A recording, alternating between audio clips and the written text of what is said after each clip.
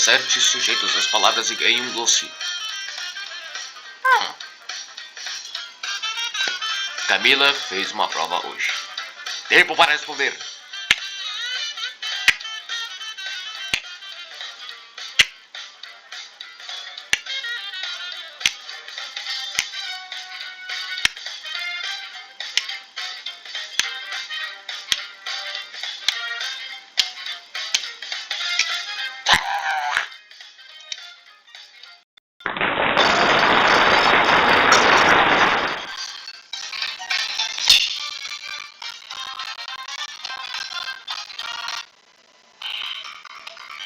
Tipos de sujeito.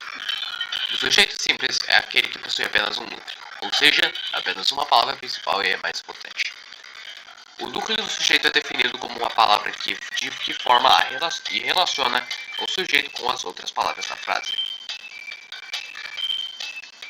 O sujeito simples pode ser achado com uma e simples pergunta. Que ou quem fez certa coisa? Exemplo. O pirata achou um tesouro. Quem achou o tesouro? O pirata. Então, pirata é considerado o sujeito da oração. O sujeito composto é aquele que apresenta mais de um núcleo, diferentemente do sujeito simples, que apresenta somente um. Lembre-se, palavras no plural, porém com só uma frase, não são considerados sujeitos compostos. Exemplo. Vocês são incríveis. Não conta como sujeito composto, pois vocês é só uma palavra. Então seria sujeito simples. Exemplos.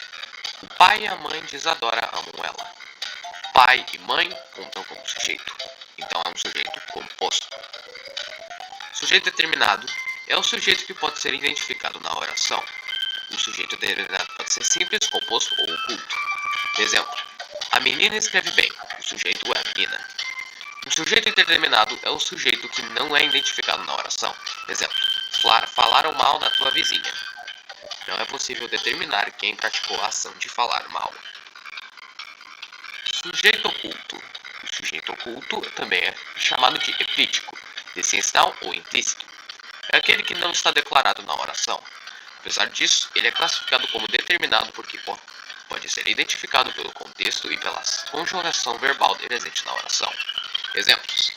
No trajeto de casa, passei pelo parque da cidade.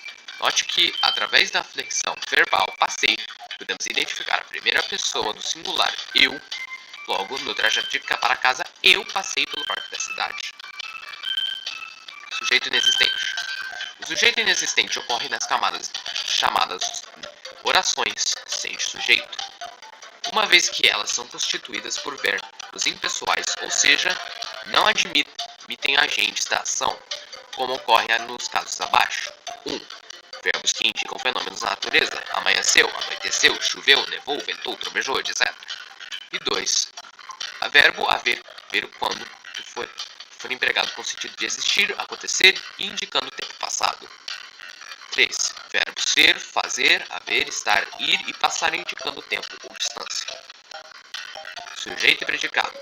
O sujeito e o predicado são os termos essenciais da oração. Isso quer dizer que eles são indispensáveis na construção de uma oração. Ainda que haja orações em que o termo sujeito seja inexistente, lembre-se de que o predicado é o que está dito acerca do sujeito. Exemplo. As estudantes gravaram um vídeo sobre a aula. Sujeito. As estudantes. Predicado. Gravaram um vídeo sobre a aula. Obrigado por assistir. E sugira personagens nos próximos vídeos.